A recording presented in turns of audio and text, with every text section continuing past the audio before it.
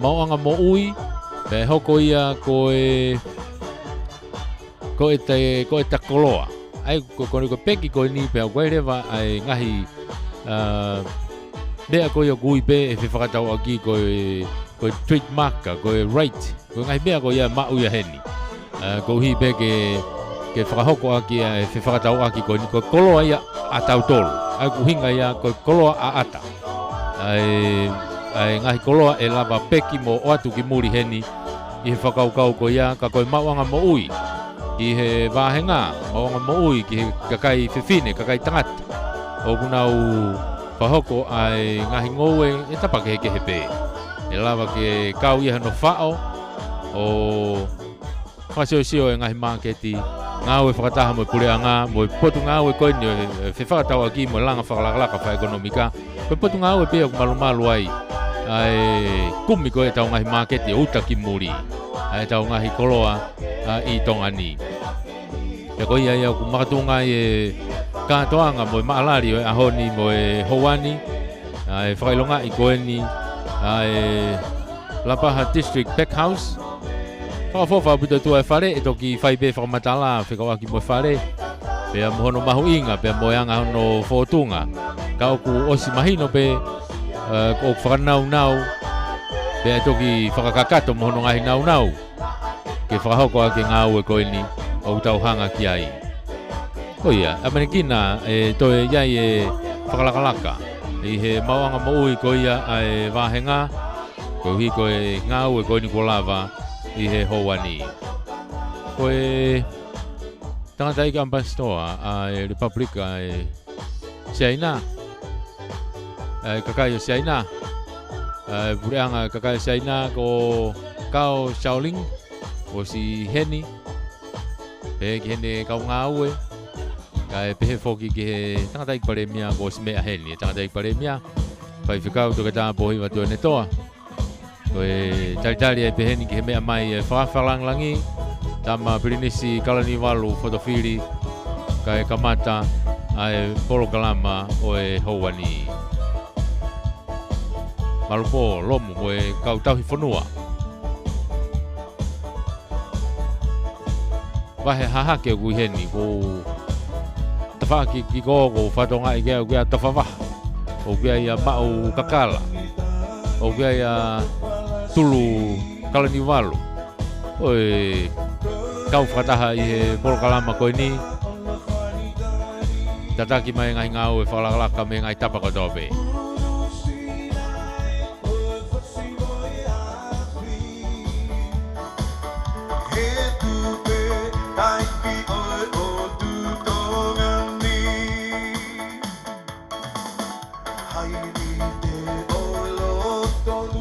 Koe taimi koe tūtai whawhalang-langi koe tokotaha ko ia e whakatau kei ke polo kalama pe koe MC polo kalamani koe David Alautaha me he potu ngau pe koe ni koe tahe kau tokoni tarikita o e potu ngau pe koe ni e whakatau aki mo e langa whakalakalaka whakaekonomika David Alautaha ko ia koe MC ia, o e tau polo kalama ki hene kamata.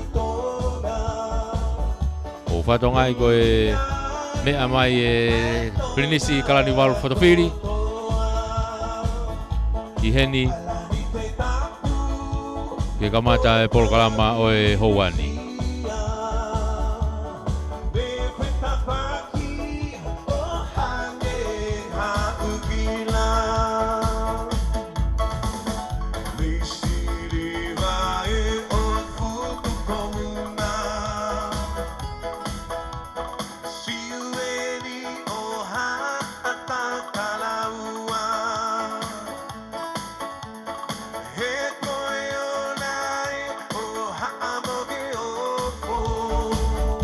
Whawhalang-langi ku mea mai Pirinisi kalani walu fotofiri whawhailoa ke atu peki ai CEO e potungau e whakatau aki mo e langa whakalakalaka whaekonomika Tista Queen Tuhalamaka e whailoa ki mo e tangatai paremia mea ki hano mea anga kamata e polo kalama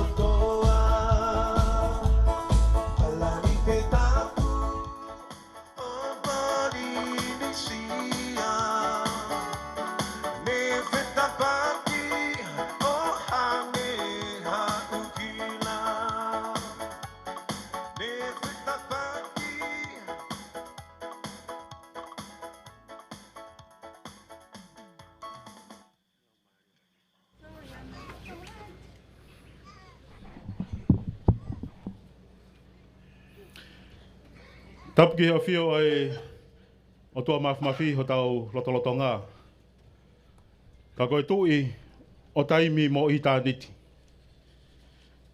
Whatapu ki he hau toka e whanua tamakutu po wano. Whatapu ki he tahire kuini o whaina o tonga. Kuina nasi pau, tuku aho. Kai pehe ki he whare o haa mo he ofo. Tapu ki he tama Pirinisi, His Serene Highness Pirinisi Kalaniwalu Fotofili. Tapu atu ki he pare mia o tonga. Honorable Whaiwhikau Dr. Po Hiwatu e Netoa. Tapu ki ho eiki. Tapu ki ho eiki e kau minista e potu ngā ue whikatau aki. Mo heo ki minista o i kabineti, neongo o ki kai ke nau mea heni. Tapu ki he tangatai ki pātere. Whātalo le sio malo ni la kai. Kai pehe ki haa whakalunga tonga. Tapu he ni ki a malupo. Kau maa uholanga whanua. Moi whare o matapure. Tapu ki he CEO, o pot ngā ue whakatau aki, mo langa whakalakalaka whakaikonomika, tista koen tui halamaka. Tapu ki he kau CEO, o ngahi pot ngā ue a pule anga. Tapu atu ki he kau pule whakawahi. Kau ofisa kolo, kai pehe, ai kau ofisa no kotoa pe, a ngā ue a pule anga. Tapu makehe ki he kau me mipa. Hono kotoa pe, o kosi rio, ngā ue ai wahenga hahake. Ai a kui loa koe hahake District Work Council. Tapu foki ki he kau ngoue hono kotoa pe, ai kau tangata wha o tōkanga. O tau walolo, i he kere koini, he whiawhini. Pia tala mo ka pui, ai whakatapuni. Ki he ngai haa hono kotoa pe, o to tonu ki whakatapua, i he kere e kini. Uholanga whanua, o kore, ke whakatulou atu he, i he tala malu ka kato, o i whanua, pia moe lotu. Kai omi mua, hangofua, ke motu atu ani, ke whakakato atu ai whatongia ko kouna kita ki ai. Ka koe whakatau kei ki he katoanga hufi o i whare pek hausi o i wahenga i he whiawhini. O kutau whiawhia, ka mo whakamalo ki he otua mafi. Ko i whakalaulau ana tula. O kulagi maarie, pia lagi merie ai whiawhi koini i he funga paki mo to i. O tau whakawheta, i he whakalau maari e lelei, ko whakahoko ki he tama Pirinisi, His Serene Highness Pirinisi Kalaniwalu Fotofili, ka koe whakawhi whalangi ki he kātoanga maalari o i aho koini. O kai haloto e tai whiawhia, mo neke neka, wisa e o tulagi top tapu, mo funga paki mo to i, o ku pata pia vela maafana i tau mua ai tumu aki o kauhala uta. Pia kona panga maarie ai lovi pe au ke whakamaanu kai whaila. Uholanga whanua, more ange he. Tu ke ukore heni, ke kamata e tau katoa ngā. Aki ha tau lotu. O hange koia ku haa i he tau polokalama, pia ko kore ai heni ai lotu kamata. E whakahoko atu ia he tangata iki pātere, o siasi katolika o palokia o lapaha, whātalo le sio, malo ni lakai.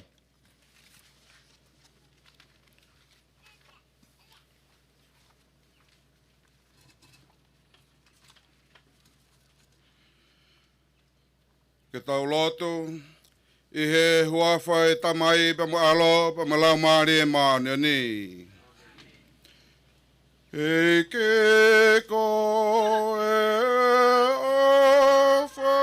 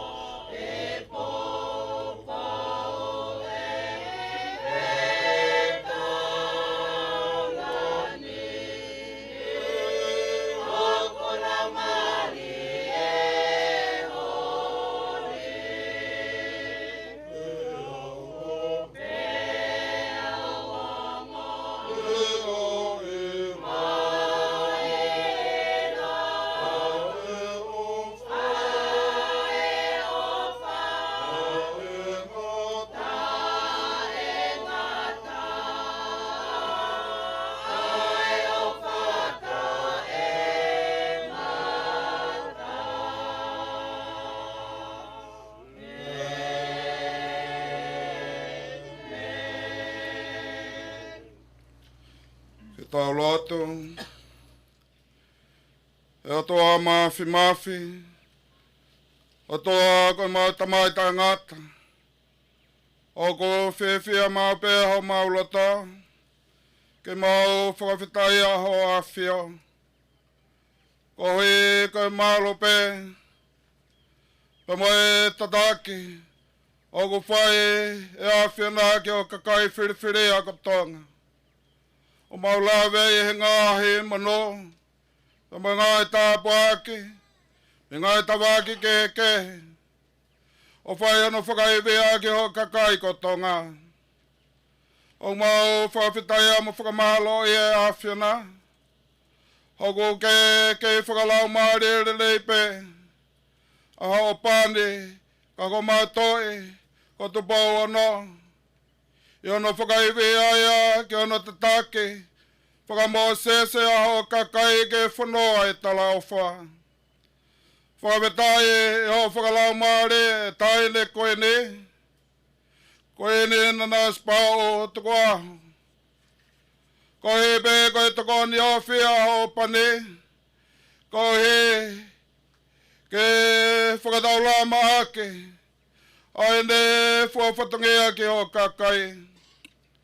Whawhetai o mau hene pēa moe tomo kau hala uta. Pene nese kalane walo whatowheri.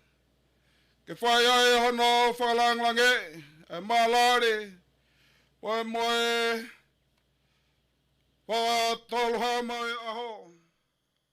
Tau ia ko mau whawhetai a e ko mau hene. Pēa moe paremia o tonga. Tau tā pohe watu ane toa. Ka koe ne mga oe, aho a whio ke pureanga o tonga. Whawhetai o kumau i heni, pēr moe minista whe whakatau aki, moe langa whakalakalaka whaekonome ka e whanua. Moe pureanga, pē whaki ki ano kau CEO.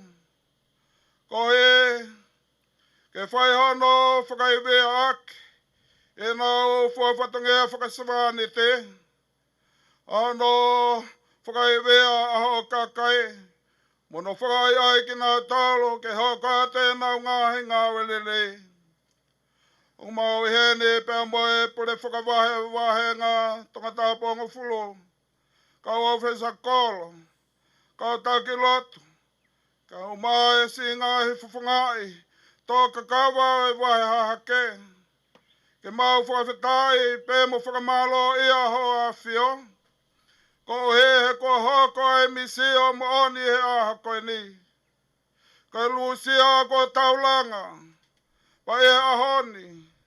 Ko mau whiwhi ai mo pata pata. Pe ko no ki taulanga. Au mau waka. Ka koe whakamau mo whakatu mauko. Ki ho a whio. E ko koe pe e ariwha mai o me ka. Umato ngai e mau ikuna. Mau hanga atu ki ho a whio. Ke kei malo ia i pe. Ai hau e o tutonga. Moi whare ha moi he o wha. Ko he ko uri whohe. Ma ho kakai. Mo moi atu e whakalangilangi o e aho. Pe he ki hono whare. Kene kei mau ewi ai pe hono. Whatoltolu hama ai oe. Ai awhio nā kia te ia. Whai tā peke na mai moa e pare mea. Peke ne kau minista. Pe whaki ke ne kau ngā we ka kau CEO. Ne ni mga we ake ki ho kakai. Pure whakawahe kau sakolo. Pamoki mā tolo ni ano katoa. Ka pehe ke toe ngā e polokalama e aho koe ne. Mau moi atu ki ho a whio. Ka mau ka whiwhia tuku pe mua ke mau whiwhia. Whalanglangi a ke ai pe a ho a whio. Tuku ke mau rea whakataha pa mo Sangato Ignacio Loyola. Ko whape mo ho kalasia. Ke a tiki mau tolu e a ho koe ni. Pe ko iai tamai ko mau tolu ne ni pa mo e toe ngā e polokalama. E a ho koe ni mau moi atu ki ho a whio. Ko i ke mau kamata pe pa mai awhio na. Pe mau whaiwhanonga pe mo awhio. Pe tō pe ke awhio na ke ne toki whakaosi mai. E mau i kona e aha koe ni. Pa koe ke mau tolo nenu mau moi atu ke o awhio. E whai tā pe kena. Mo ke tā ke kena mo ke malo i ai pe ki mau tolo. E hua whai tā mai. Pe mo alo. Pe mo lau maari e mau neni. Amen.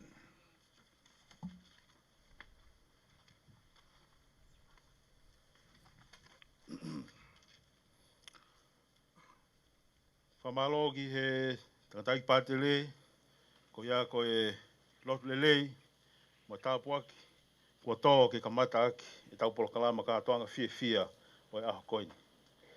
Whatatau ki he tau polo kalama, kai te utoi whakaloloa, ko tukuangi ai he whanga maari e koini, ki a malupo, ki ne kātaki, whakahoko mai a rea talitari o e aho koini. Malo.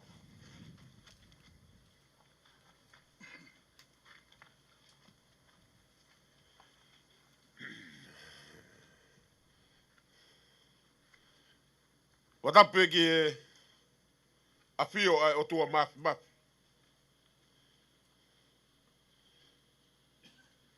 Ko e ao niu. Ko e whakarewerewa e university tau iai.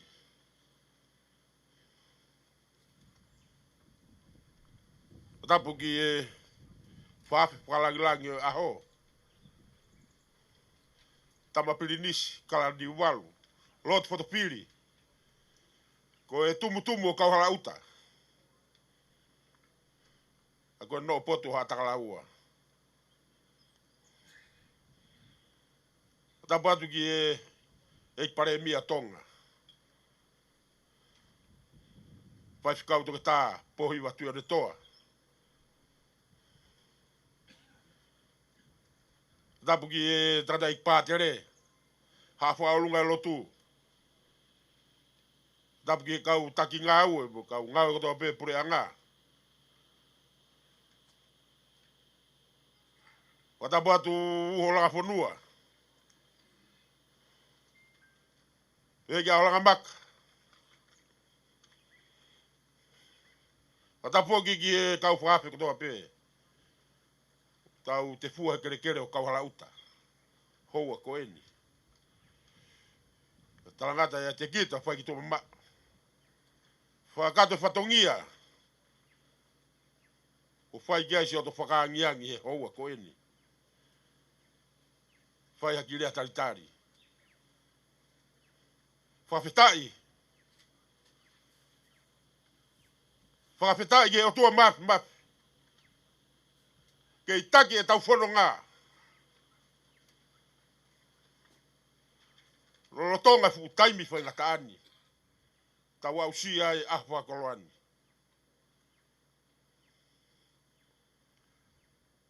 Neongo kuo.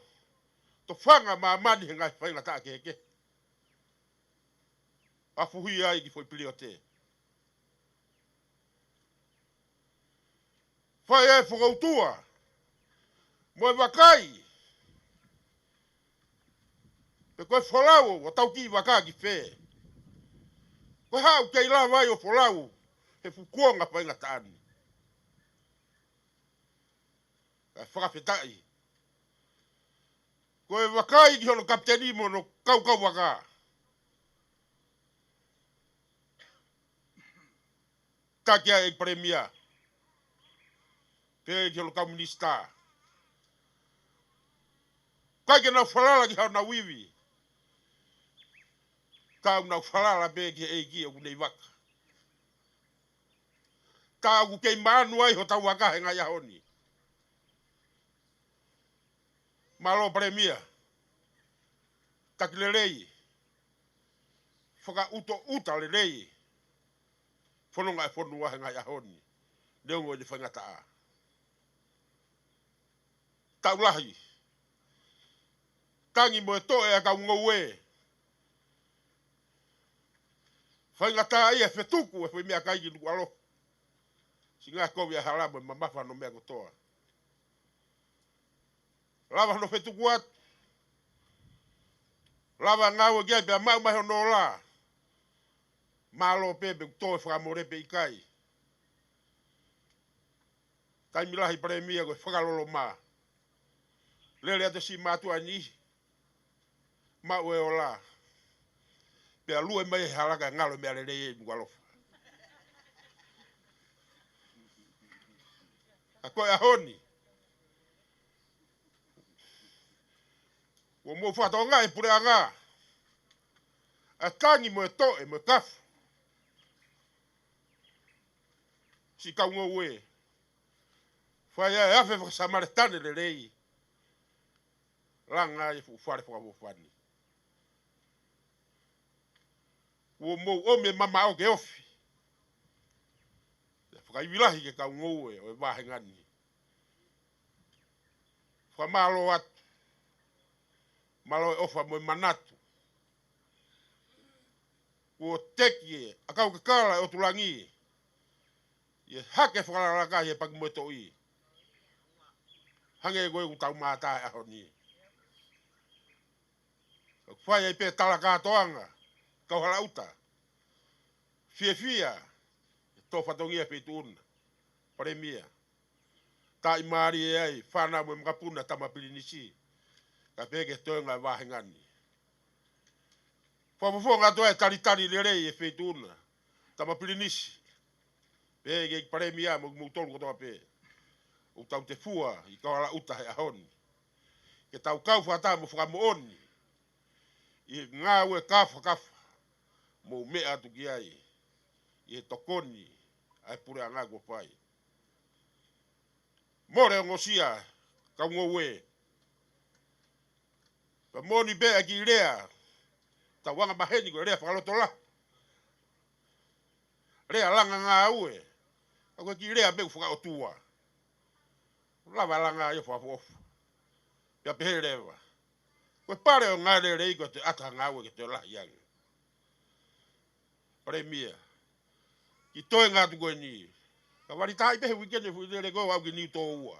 Fie mau ka ungo weke nau pehe mai maa nau mea rere me fui ngō ua. Wai pe kien maa mo pare tolonga. Kai te fie mau ke perepera maha mea rere hu mai kien ma fui ngō ua ke pare. Koe a premia e whakamalo lahi atu ke fei tūna. Atu e taritari le rei ki mou tolu. Whakatawanga peke o tua. Toka mai a ene merino. Ki he tau kātoanga whahe ahoni. Ko ia e ki rea taritari ko whae atu he haua koeni. Kore ke mo ome haki paspas. Whae ake taritari o wan. Malo bito.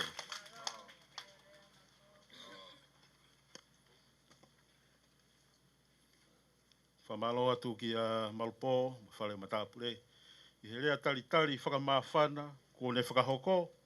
Pea upahina o fia mo vela mawhana ai kāinga o whunga paku mo toi.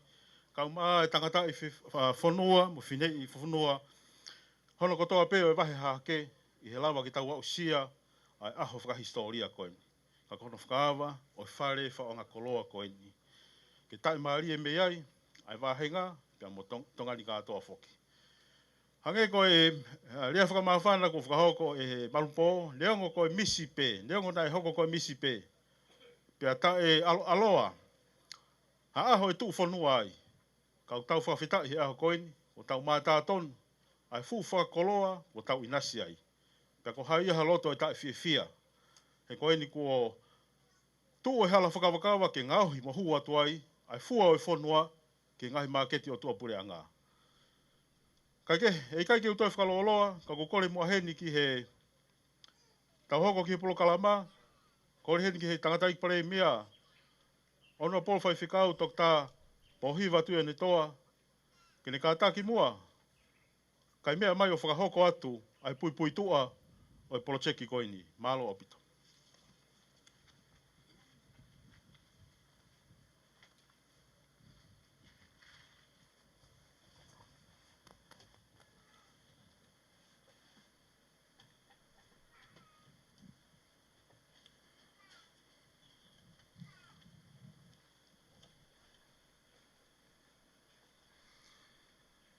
O whatape ke a whio, a tō mawhia tau lotonga, whata whoki a King Tupo Ono, ko e Hawatonga.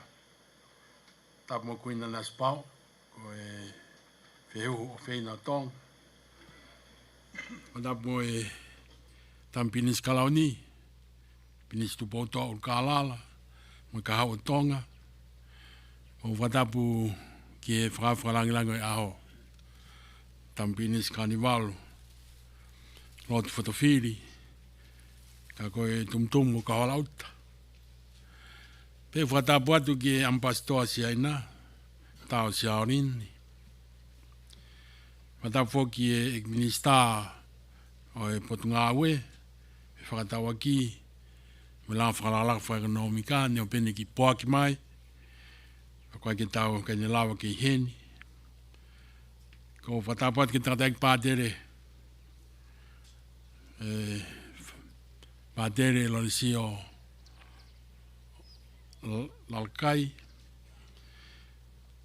Whatamatu ki a lomu eki.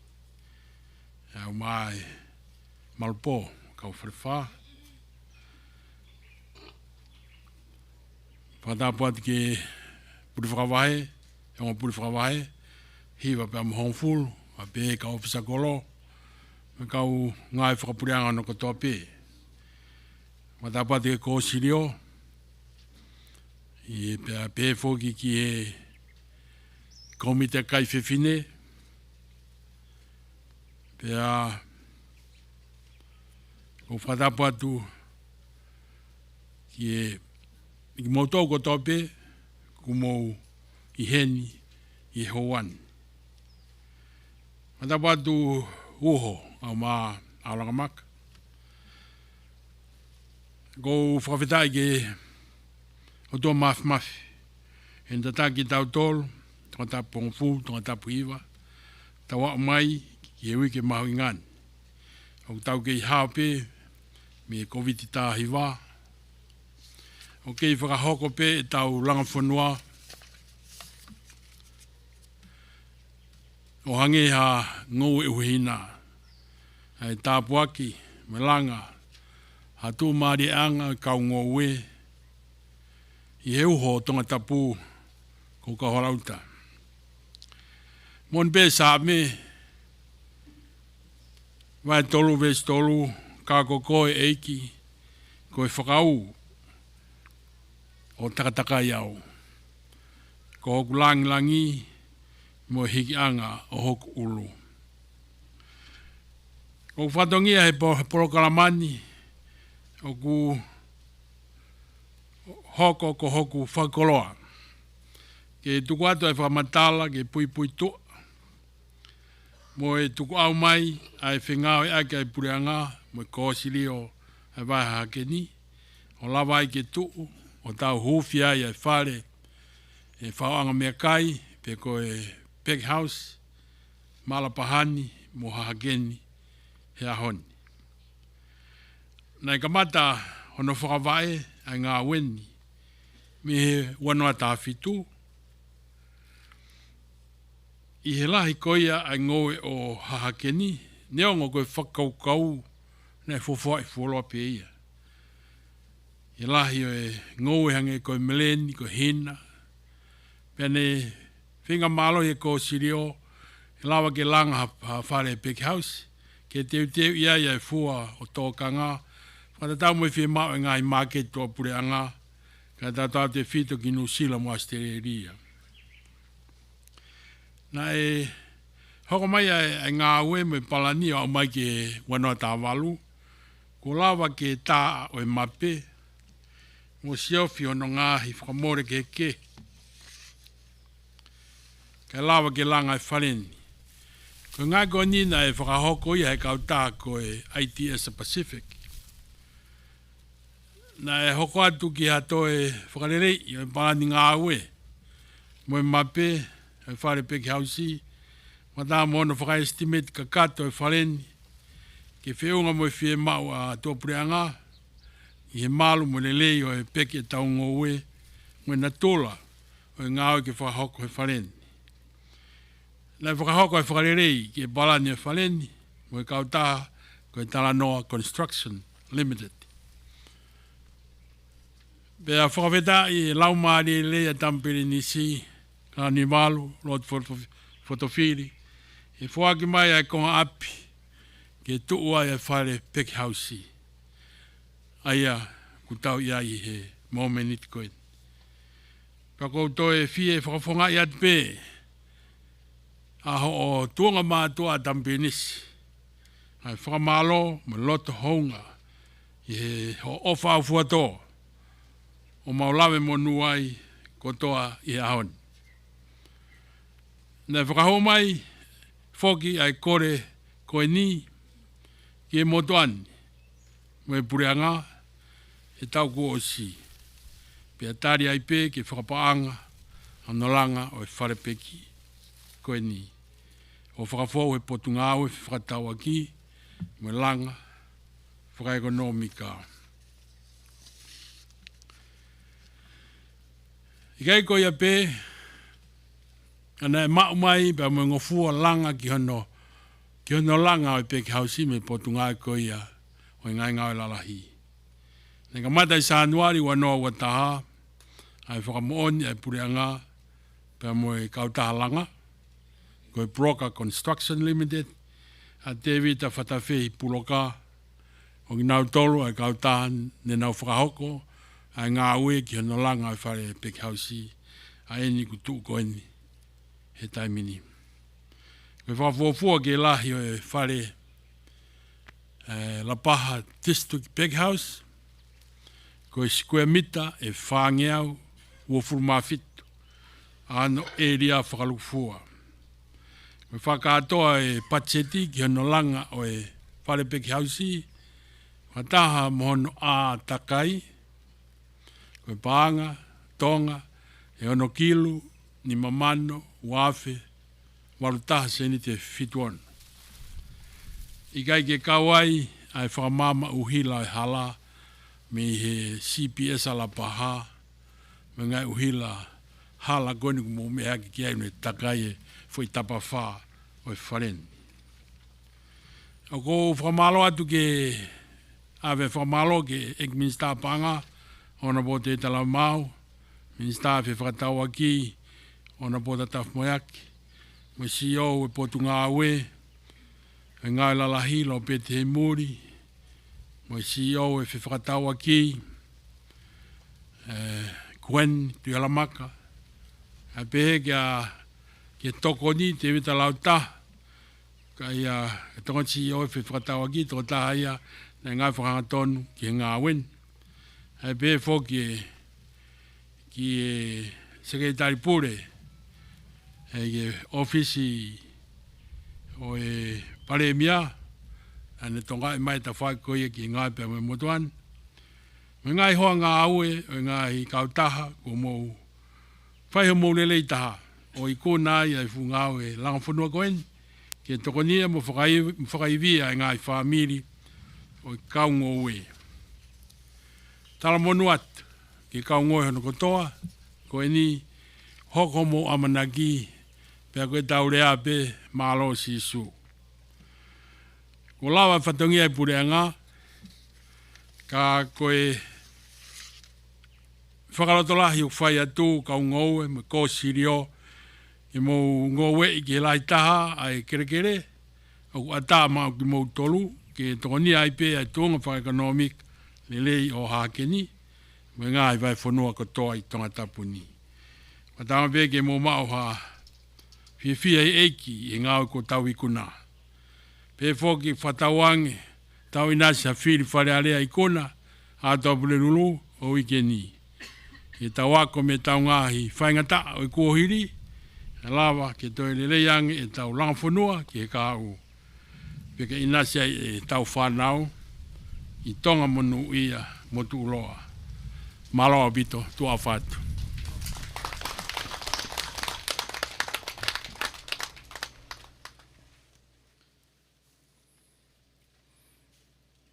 Whamalola hiki he eikpare mia o tonga. Ono po whaiwhikau tok tā po hiwa tuani toa. Ka koe whakafofonga whokia ki whare rea wahenga tonga tapunga fulu. Koe lava lelei ai mea whakamatala ki he pui toa mo historia o ngā ue mahu ngani. Tau whawhitai mo whakamalo, ko huia koe ngahi visone tau mamao. Wa ngahi tau mua ngā ue ola. Mai whaihono whotu utu. Mai whaihono ngā ue e heki pare mia. Kau mai hoki minister community. Whawhau mai i he ngahi polokalama ngā ue. Ai po ngā ue whakatau aki mo e langa whakalakalaka whaekonomika. Pia pe whoki ki he ngā ue waofi. Pia mo e kosirio ngā ue. Ai wahenga la paha. O hange koi au tau mata tonu i he aho koini. Kai ke he kokore ai heni ke tau hoko atumu a ki he konga hono hoko o e polokalama. Pea ko kore ai heni ki he tangata eki pātere. Whata lolesio maloni la kai. Whamore more mua ka ni mea mai o whakahoko ange. Ai o wau mahu inga. Ko hono tāpua ki i o e whareni. Malo.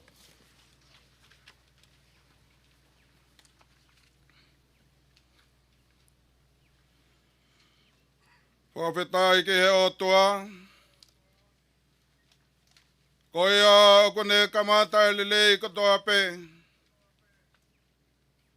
Whawhetai ki a teia ko e lelei ko e neo ki a te ki tau tolo.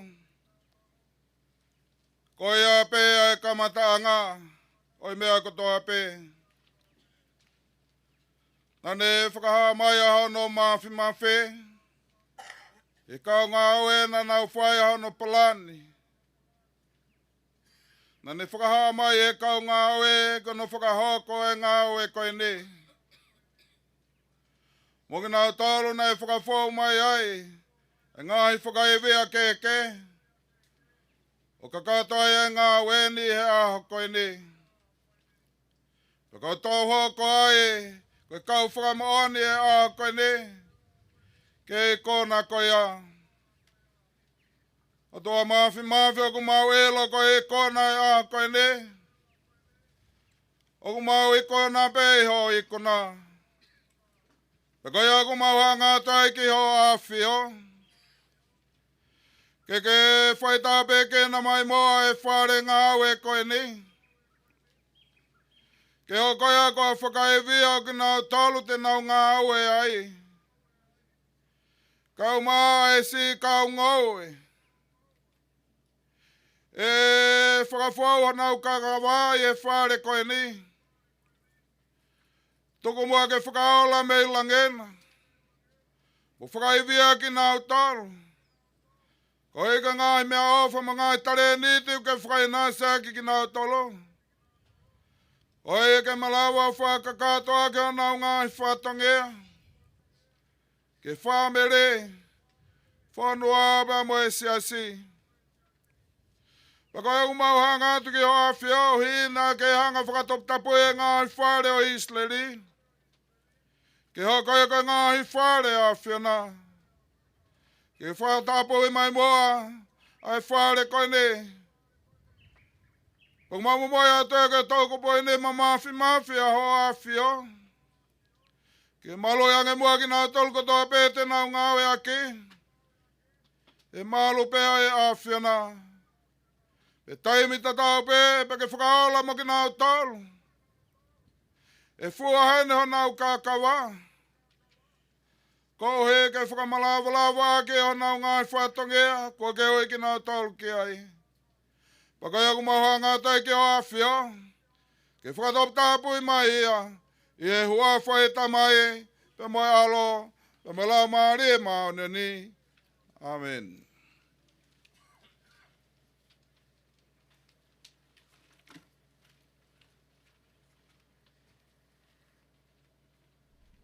Ko e taimini o e hatu e pātere.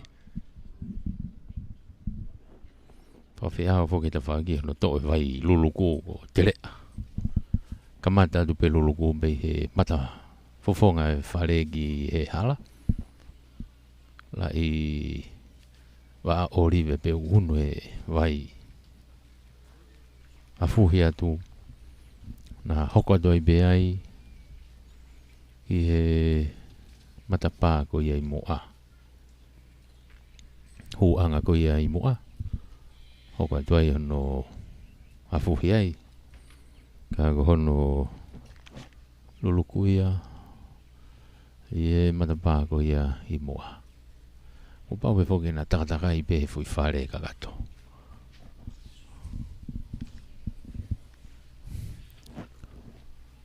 Honu na to e tafoki mai.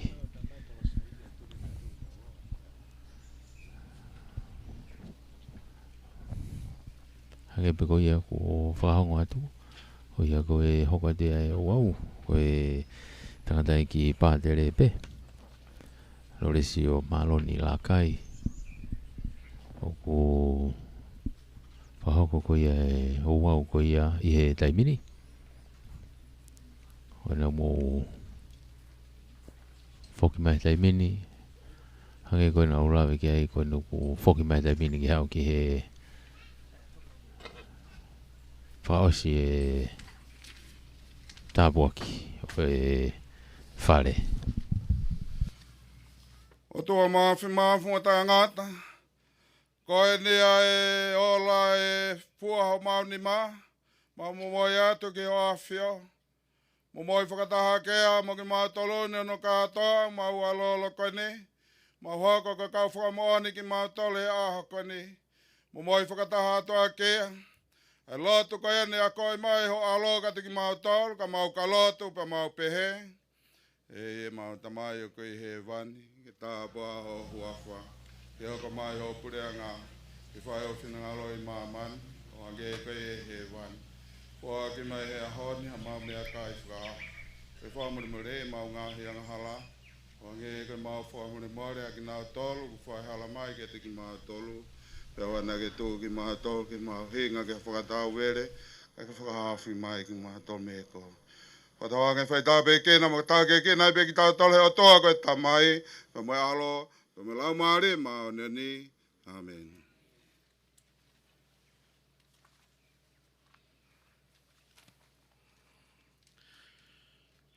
Whamalo ki he tangata i pātere. Whātalo le sio lakai.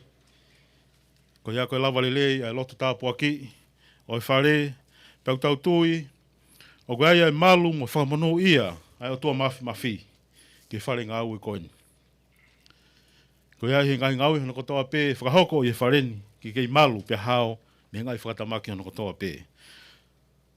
Uho langa whanua, whatatau ke tau polo kalama, kore whamore more pē mua i he whi matamua, ka kore ke hufanga atu hei i he talamalu, homo pangai.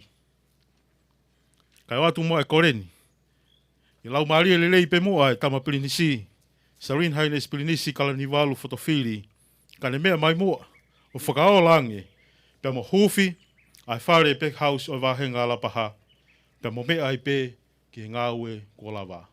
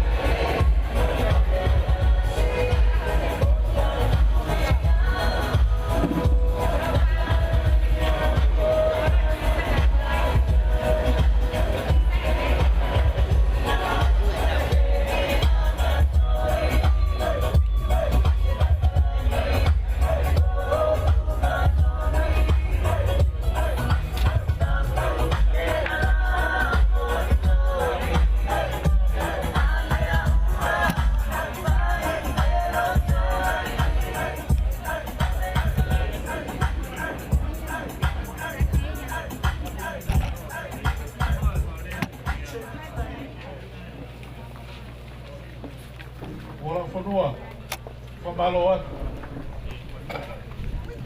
Malo atu ki he kama pililisi wala blagi e aho. E lawa lelei, ono whakaola. Oi whare, pia moi mea ki ngā ue ko lawa, wha malo lahi atu. Ko kore mua ke tau hoko atu ki he tau polo kalama, pia ko kore ai heni ke holope mua. Aho mea tamapirinisi, ka e tukuange mua, ai taimi koe ni, ke whakahoko atu haki whakameite. Me he sea, ka maa e tunga mātua, e ko sirio ngā ue ai wahenga la paha. Ko whakahape ai nau fia, i he mea heni ai wheitu una whawhalaglangi. Pia moe ngā ue ko ia kua lawa. Ko ia kukore atu ai heni ki he ko sirio ngā ue ai wahenga hahake. Pe foki ki he society ngō ue ko ia ai St. Peter Sanere.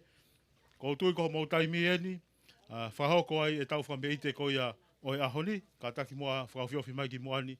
Ke whahoko ai tau whameite. Malo.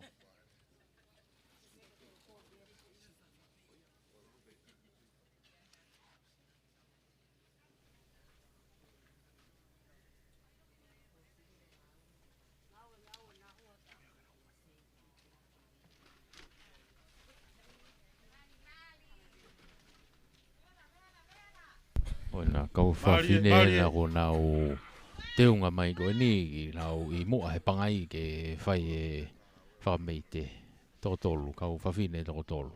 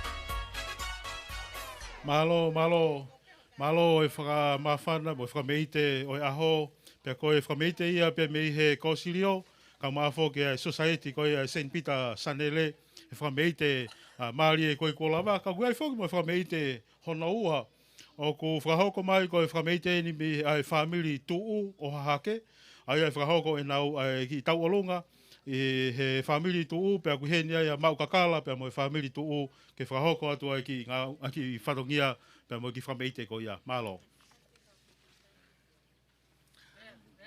Whakatulo atu pe mupangai aholanga maka ka ma uholanga whanua. Whapapalahi atu ki he whawhalangilangi o e kātoanga whakai eiki o e ahoni. Tama pirinisi, Winiska Niwalu Whatawhiri. Pea e whapapalahi ke wheitona e pare mia. Kai whakahoko atu mua e ki i taulunga koeni. Hange koe ako mea i he wheitona tama pirinisi. Na e whakotuu a hono whakailongai, ai whakotuu ai tū. Family tū i wahe hahake i he tōnaki kua osi. Pena e toko lahi au pito. Ai kakaine nau kauange ki hono whakailongai ai tū. Hange koe mea koe ako mahino o ave i he ea, koe kulupu eni, pa koe kakai eni, unau toi whoki pe o poupou ki he tuku whanua nei whaikilangi. Tuku ho tau whanua ki he otua, pia koe whamilia ai otua. Koe pōpoa ki oe kātua ngani, o whawholau mai a pia me he tahine princessi, pia me Aotearoa, mere siuri tapu, kanani walu Whatawhiri, koe Patalonia o i family tō i Aotearoa. Kama e tama prinisi ata, koe Patalonia o i family tō i Tonga. Aripate halatu i tuia koe Palestini o e komiti tū a waihaha ke. Kama tulutulu mafua i olotere ka niuwalu koe Palestinia o i family tū i Tonga, kotoa i Tongani. Umaheni ke poupou, whafofonga mai a ngahi family tū me i tuapureanga ai poupou ki he kātoanga ai ahoni. Pea moe komiti ko sirio ngā aue ai wahenga hahake. Pea moe poupou ki he feitu una eik pare mia ki he langa whanua ku whai. Koe poupou o ku omi, pea moe tau olonga, fia, whafonga mai e taine princessi me le siuri tapu, kono tek-teki koe pāngai taha awhe. Pea ufuake at peia mai kōsirio ngā aue ai wahenga hahake. Koe a kore atu pe ki he kōsirio, mou toki whakatanoa pe ka makalanga hiwa, pea mo sefo aterea. Kau mo naua he komiti, pe ko hai e ave ki ai ai sirini koini. Ka kuhunga ko he me poupou o ku whai e he tū ki he wheituna, pea mo e langa whanua o whai ho pure a ngā e pare mia. Kore pe ki he tāmea. Tā i mai e Playfair Blue. Whasi pe ia o e pare mia me he korisko tu pou, pea mo e langa whanua o tau kongani. Kore pe ka naite mo e kau whewhine. Tau olunga ai Playfair Blue. Whawhalanglangi ka mai e pare mia. Kore at peke kau komiti e family tū, tulu ka ma sefo, kalanga hiwa, tolo tau peke mo heni, poupou ke tau ngāwe ho tau waheni, ka mai kōsirio ngāwe ai wahenga hake.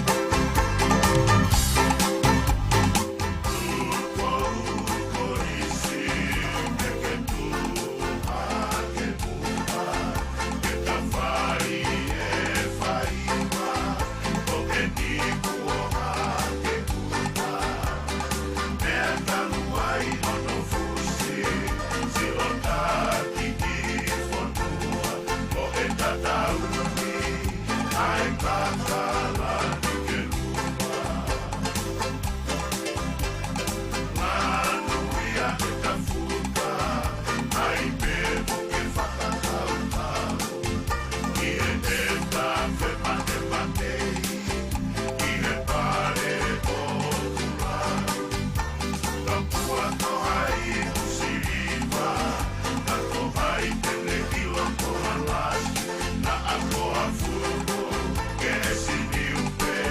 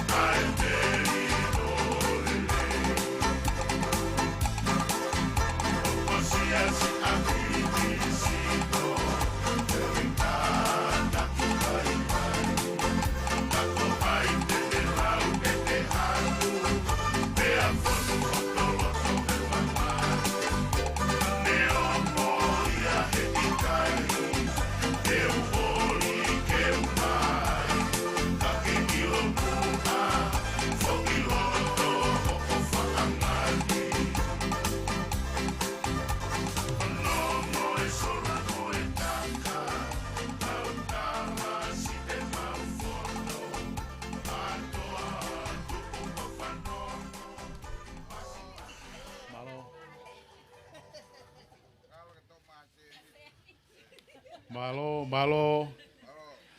Whamalo lahi atu ko hia koe lava lelei e whameite ko ia o aho pia pe foki ki he poupou me he whamiri tō ka mau kakala ki he mai mōlanga whanua ai eki whalanglangi tama pirinisi ka pe foki ki he eki pare mia o tonga.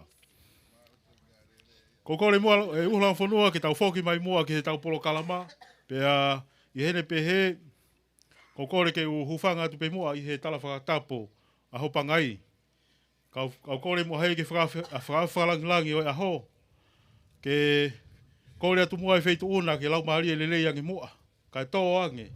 Ha koloa mo i kātoanga o aho koini. Malo o pito.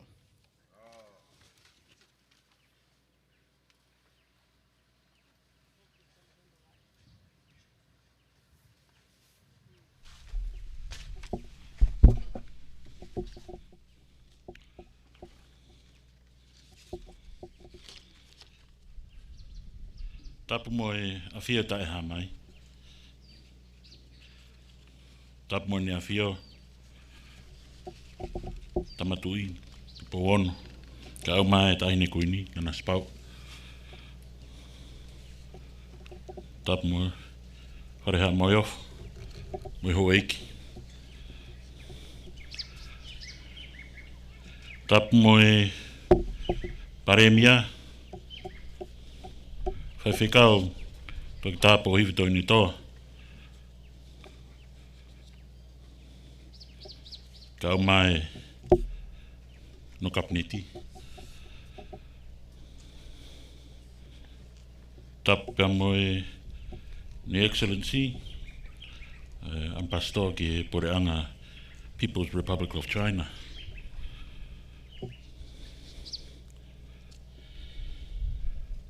Tapu ya mo pātere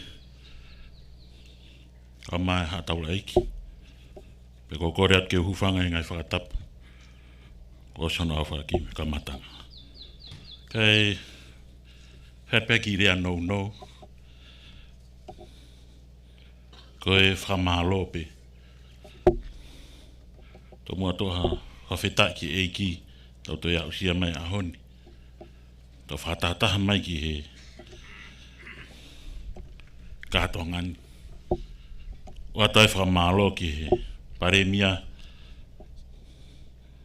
me Pureanga. Upot ngau e hono kotoa. Kautahalanga.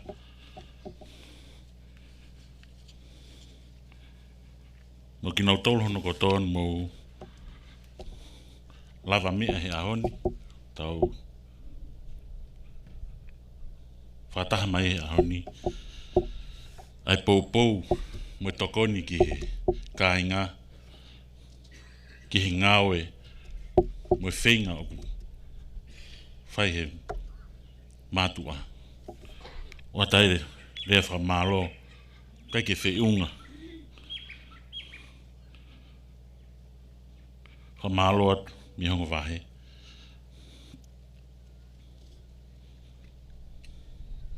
Koe whare, koe toin hono ngāwe. Watai, whamalo lahi.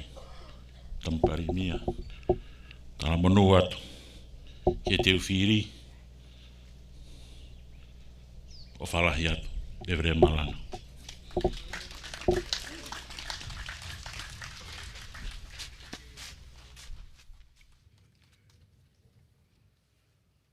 Uho langa whanua, mau whawhetai.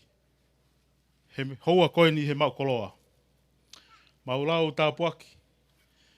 Kia lau manu, ka huia koe koloa lilei, ma koloa fisfis mua kua tō mei tau mua he a koini. O kounga ki ho mau loto, ai fu ofalahi, pia mo koloa mahu inga, kua tō me feitu una. Pia mau lau manu, pia mo lau tāpuaki. Kai ke hei kai teu tō e whakaloaloa, kou kore ai heni, whakatatau ki he tau polo kalama, ki he CEO o e potngao hi whakatau aki, mo e langa whakalangalaka whaekonomika, tistau koentui halamaka, ki ne kātaka ki lama mai mua o whakahoko ange, a rea whakamalo o e ahoni. Malo.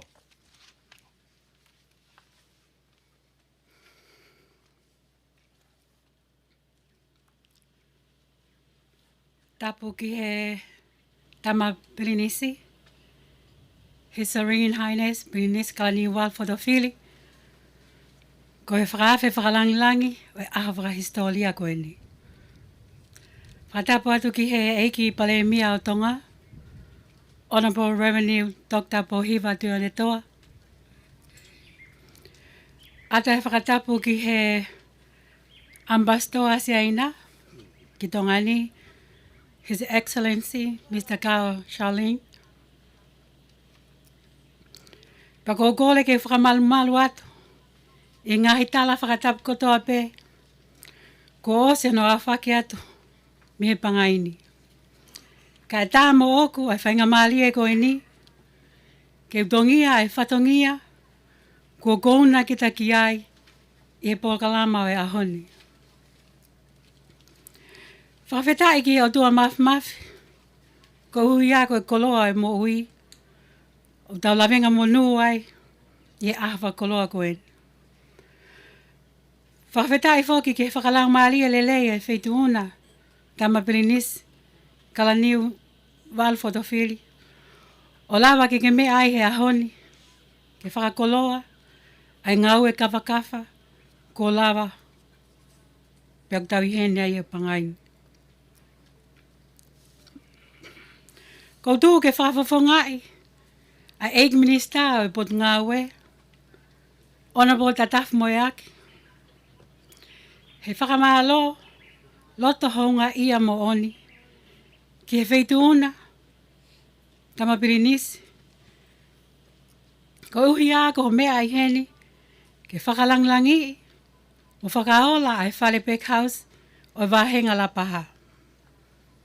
O maulau tāpuaki, mo lau monu, I ho mea I heni. Ka umaa e koloa, ko tō, ma e katoanga e ahko eni. O koutui, o kuhoko e ahoni, ko maka maile ki he wahenga, pe moe whanua. Ko uhia ko tofia, ko whaki he wheituuna, ke tuu ai ai whale ngā weni. Ko uhia ko langa maki, moe pōwaki, ki he mai moa langa whanua e ne awhio, ki he kāinga o e wahenga, pe ke kakai whakalukfua o e whanua. O kaki aha lea whieunga, ke whakafoto atu ake e whakamalo lahi ki he wheituuna, Tama Pirinisi.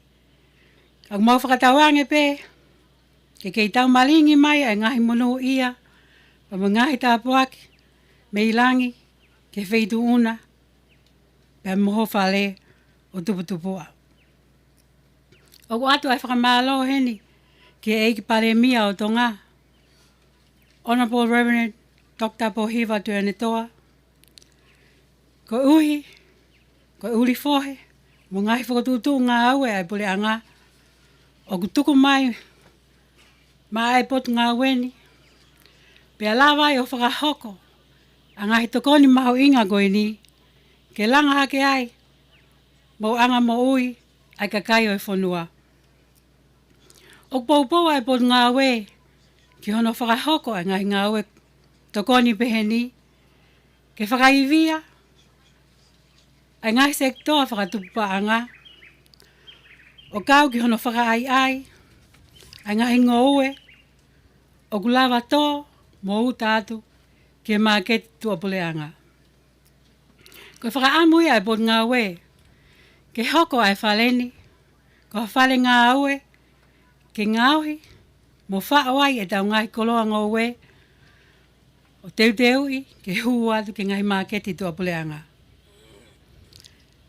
Nai whakatau mua hono whau o whaleni, ke ne lawa o mau, ai ngahi whie mau, whakawhaha apule anga, ke ngahi whale whau anga mea toko ni.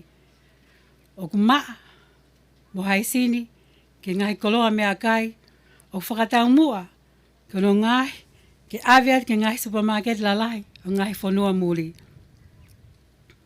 O kulawa ke tau wakai, ke tau ngahi whai meleni, o ngahi mea kai foha, ko iloa, pia mana koa hono whakatau atu, he ngahi market ke, o kawai a New Zealand, Australia, pia mo Amerika foki. Pau kuhoko, koe mauanga mo ui, mauanga paanga hu mai, ke ngai whaamili, pia mo ekonomika oi whanua. O ata e whakamalo atu heni ki he sea, me kau me mipa, me ko silio ngā ue a wahenga la paha, ko uhia ko ngahi kātaki, mo ngahi ngā ue os ki a velenga, ko mō whakahoko, he ngahi tau ki mua, o whaiwhai ange, e tau au sia mai, ai maka mai leo e aha koe ni. Ko tau whale e kua tuu, pa kua tui, te tau hoko atu lewa, ke ngawe aonga aki ai mea ngawe ni, ke toe lahi ange, ai koloa ngō ue, te tau tō, mō ngāhi, ke huat ke maketi. Pea ku whakatau ange, te mōtoka ngai lelei ho tau koloa koe ni, ke tolonga, ano aonga, ke wahenga, pea moi whanua. Whamalo atu heni ke tufunga, te Vita Puloka, pea moi Puloka Construction, ko ngau e lahi, lava lelei ai, a hono langa e whaleni. Pa neonga ne lahi hono ngahi pole, ka au tau mātahe a honi, ai whale whakau whofani, pe au tau whakamalo i ai. Whakaosi, o ko whakawhawhonga i at ai ki minista mo i pot ngawe, he whakamalo mo honga ia mo oni, ki kau whakawhi hono kotoa, pe mo mea mai he a honi, au ata e whakamalo lai ko uhiā ko tuko mō taimi, ka mō mea mai ke tau kau ngā kau, i hono whakailongai, ai lava lelei o ngā ue, mono hufi, o La Paha District Backhouse. I would also like to thank you, Your Excellency, Mr. Ga Shaoling, the Ambassador of the People's Republic of China to the Kingdom of Tonga. We thank you for your time, and we appreciate your being here with us today. Whamalo atu, pia kua whakatauange ki o tua mafi, ke ne tau malingi mai hanga i tāpuaki, ki he wheituuna, tamasi pirinisi. E pehe whoki ka ki mautolo hono kotoa. O kua whakatauange, te tau mau ha Christmas, o kwhonu i he fia, mo tau whaou, e monu ia, e ngahi wike o hanga mai. Malo au pito, to au whai ki atu.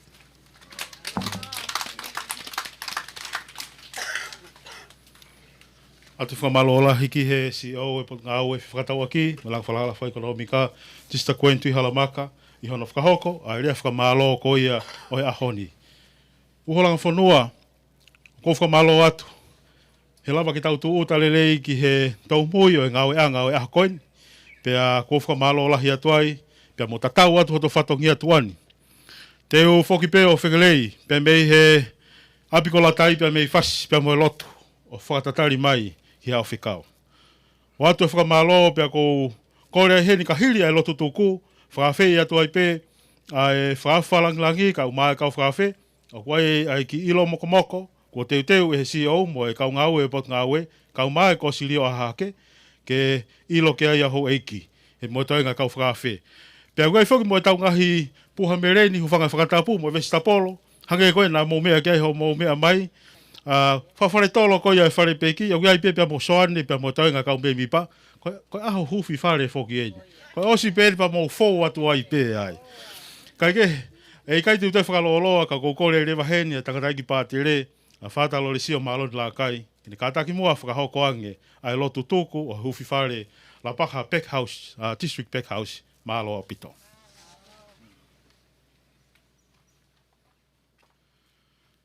Ke tau lotu i he hua whae tamai pe mo alo pe mo lau maare mao nini. O toa mawhi mo tae ngata. Koe ni ina mau kore i he kamata. Pa ku mawa mai ke tō mui e polokalama koe ni. Pe mono i kuna. Mau i lo i whakapapau ka nai tae oa e awhina. He kai ke mau alawarele o i kona e tō mui e polokalama koe ni. Ka koe ku mau mai e ni ka no whakausenga e polokalama koe ni. Kau kai koe o sia e mau whai whanonga. Ka koe kamatai a whai whanonga whaau.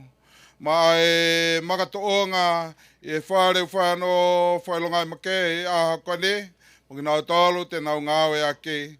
Pakoi ai ku hanga toi ki ho a whio, kei kore ai pe ho malu i mo tatake, kei whakaiwea mai pe ne mai se kau ngowe, kau he, ke nau lawa o ngawe, mo whakao ngai lele whainga maali e koe ne, kau he, ke whai toka ni ake ki nau tole nau ngahi tō whatongia, ki mau tolo ne no katoa koe ne, mau mea beo ku whakao koko, mau whakawhitai a pepa mo e whakamalo, pakoi ai, ka ke mau ilo e vai hala, ngā whai whanua ngai mau mo e, ka ko he, ka ngahi mea ku misteri ke mau mo e, a whio i peho a whio.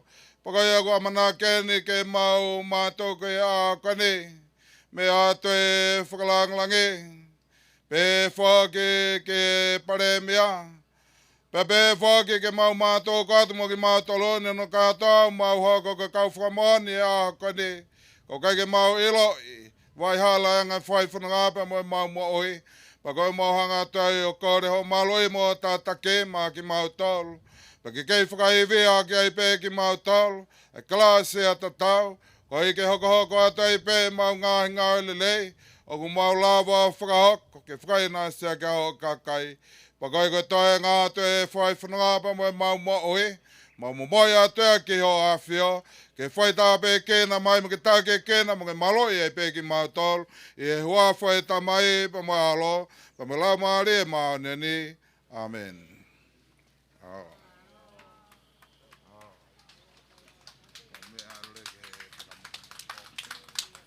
Malo au pito ko lava kakato ia e tau polo kalama ki he ahoni. Ka kukori mua ki tau lava ki he mea whamu. Ake mua whakapapa ma ke he pa me tau whawhalangi langi he aho koi ni. Taha plau he tolu. Taha, ua tolu. Hipi hipi. Hipi hipi. Hipi hipi. Malo. Ko e tunga i o tau kau mai kia he taimini. O lava kakato e polo kalama ko ia na tau kau whakataha tuai. I hono hufi ko ia. O e Lapaha District Backhouse i Lapaha. I he potungau e whakatau aki mo e langa whakalakalaka wha ekonomika. Te po e kōsiri o ngau e ko ia wahe haake. Whakalanglangi ko e Prinisi Kalaniwalu, Lord Fotofili. Me ai mo e tangatai paremia tonga. E whoki ki he CEO o e potungau e Tista Queen i Tuhalamaka. Te po e kaungau e. Me whoki ki he kōsiri o. E kau ngau e wahenga wahe haake, tau kau whakataha tuai i he hoa koe ni tongatapu hiwa ia mo tongatapu hongofulu, e polokalama ia o e whiawhini, a koe ne kakato ia tatake polokalama pia whakatapui, whai e pātere lore sio maaloni, la kai. O e whakatau kei ko te witalau taha me potungawe, a koe tau tatau ia mei Lapaha e hoani, whai tā ko tupourea, o tua whao a meri e lau manu mo mea.